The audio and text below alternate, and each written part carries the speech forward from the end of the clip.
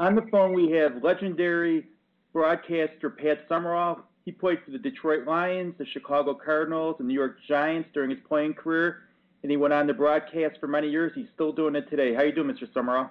I'm doing fine, thank you. Some of us remember him as a legendary place kicker. Those of us who are old enough.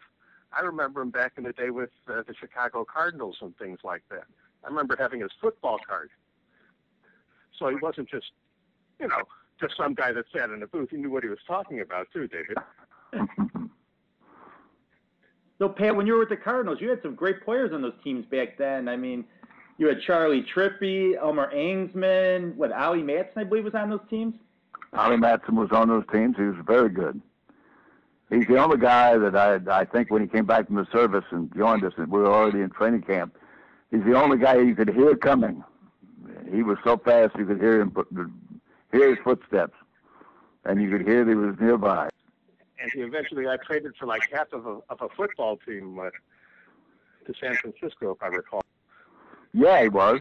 Charlie Tripp, we talked to him several years ago. I mean, that guy did everything on the Cardinals. That guy was amazing. You don't see players like that today. No, you don't. He was a heck of a football player. He was not only a good offensive player, he was a good defensive player. In fact, he wound up his career playing defense. How did you get into broadcasting?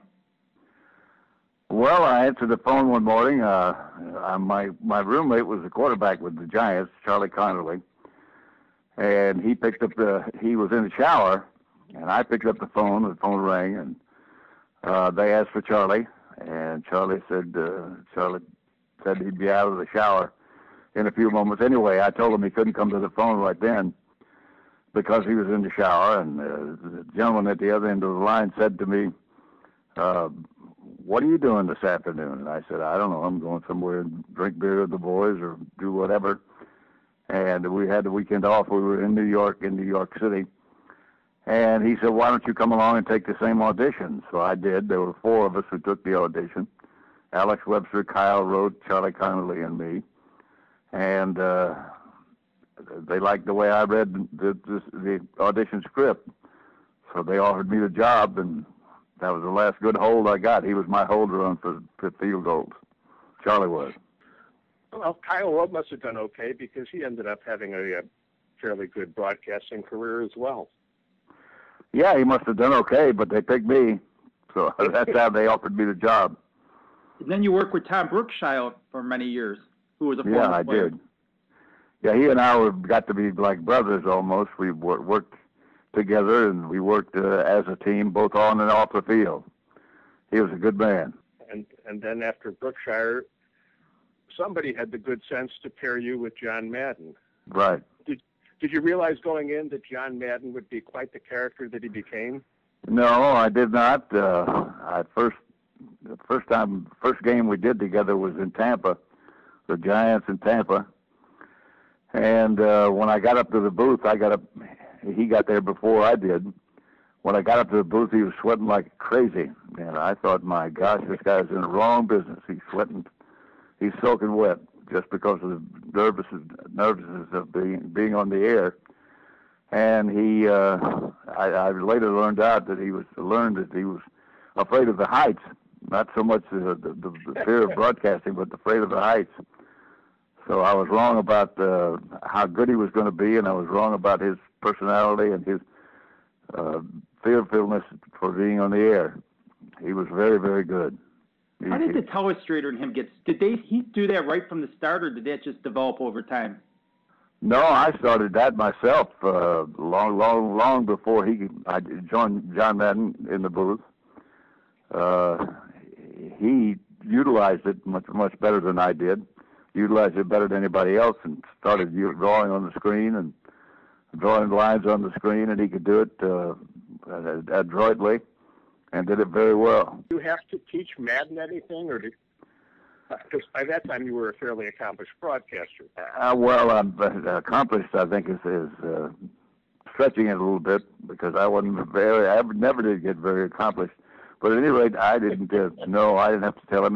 He had coached the game, he had played the game, and he knew how to present it, and he presented it in a very intelligent way so that the people could understand it. That's why he was so good. He had the ability to articulate not only what he saw, but what he thought they should be doing. And he was very effective at that, I thought. A lot of people say that you played the straight man to Madden's personality, similar to Ed McMahon with Johnny Carson. How do you feel when people say that? Well, I don't know. I really don't know, because I had to explain a lot of times what he was talking about, although he was very good, very, very adroit at saying what he meant and what he meant to say, but I had to explain a lot of times to get him out of trouble because he was getting into trouble with the points he was trying to make. And he just approached things from an offensive lineman standpoint, which nobody had ever done before. And the points that he made were fresh and they were new, and he was very, very good at explaining them. Basically broadcast, 5 Super Bowls together? I really don't know how many we did. We did a lot of them together, I know that. Was there one that was most memorable for you? I can't think of one that was most memorable. The best game I ever did, I think, was Dallas at the Cotton Bowl against Green Bay. It was the NFC Championship game. And I think that, it's one of the things where we just captured what was going on. How much preparation went into one of those Sunday broadcasts for you? Well, it depended on the magnitude of the game, really. It depended on whether it was a Super Bowl or whether it was a championship game or something like that. We got to the site of our broadcast way, way ahead of time, usually on Wednesday afternoon. And we'd meet with the coaches and the players and look at film and look at what we had done before and look at things that might possibly come up and find out from the coaches and the players who figured to play a prominent part. And usually we took 4 or 5 days, and also the preparation was something that we delved into seriously, probably in production meetings and things like that, until I could do a game, I think, without as the teams involved didn't have to wear numbers.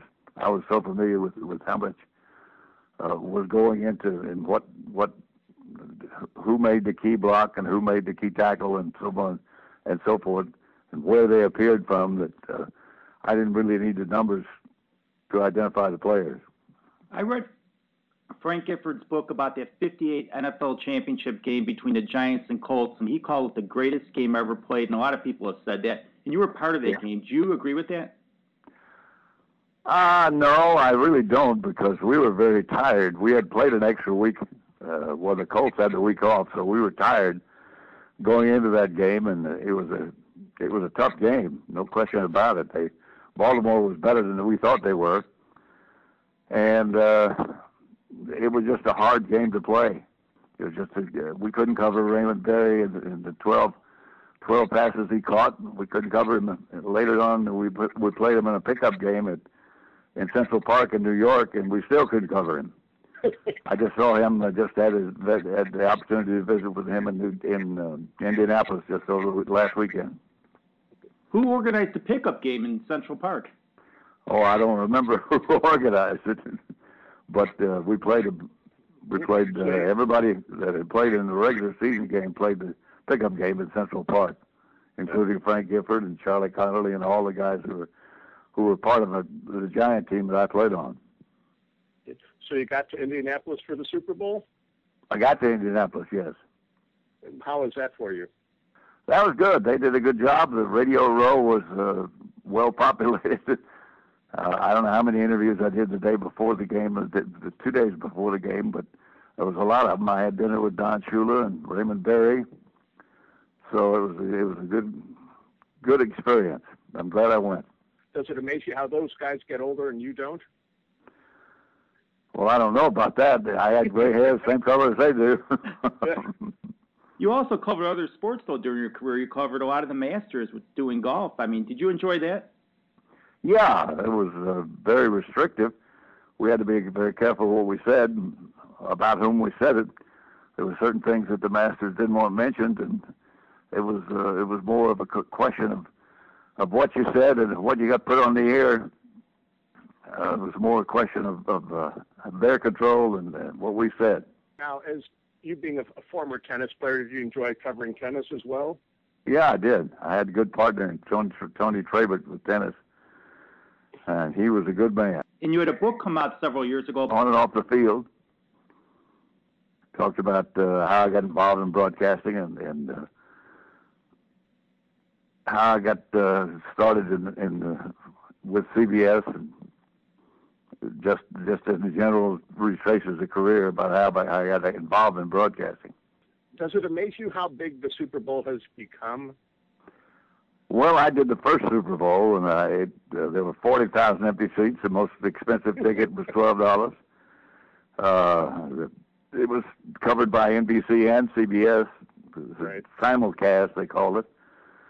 It was on both networks at the same time, and we had different sets of announcers and different cameramen and different involvement. We had different producer, different director, and so on and so forth. It does surprise me to see the magnitude of what went on in Indianapolis and how well organized it was. The first one, Green Bay didn't want to be there. It was Green Bay and Kansas City. They didn't want to be there. They thought they had won the championship in that game I mentioned before here in the Cotton Bowl against Dallas. They thought they had won the championship the previous week. So they didn't really acknowledge the magnitude of what it was going to bring. You and Madden, when you worked in the booth, what amazed me was you both were doing a lot of sponsorships with companies, and you had John Madden doing these Ace commercials, you doing True Value. Was there any ever bickering between you? My hardware company's better than your hardware company? No, never a cross word. Never between us was there ever a cross word. We all. I got involved with True Value before he got involved with Ace, I think. That's my recollection of the situation. But there was never any bickering between us about which was the best hardware company, no. Now, did you have a favorite player to just watch from an athletics standpoint? Oh, gosh, I don't know. There were so many great players that I couldn't remember. I can't remember any one favorite, no. Okay, do you have a favorite kicker, being a former kicker yourself? No, not really. They were all a lot better than I was. When the soccer-style kicking came in, I guess in the early 60s, did you ever think, I'd like to have tried that? Well, I've tried it in the front yard at my house with my kids as they were growing up. I've tried it. And if I had to do it again, if I did it again, that's the way I would do it. Because there's less fatigue on your muscles in your leg, and it's more easy to practice. What has been the evolution of the kicker? Well, I think the first soccer style was the goggle axe. Both Charlie and Peter, who Peter signed with Buffalo and Charlie signed with the Redskins. He was the Redskins' first-round draft choice. They were good. The hitting area is better. You can practice it longer. There's just all kind of advantages to the soccer style approach to it, and that's why the percentages have gone up. Of the successful percentages have gone up over the years because the hitting area is bigger and the unlimited time of practice, I think. Thank you so much for your time, Mr. Summerall. It was a pleasure talking to you. Thank you very much.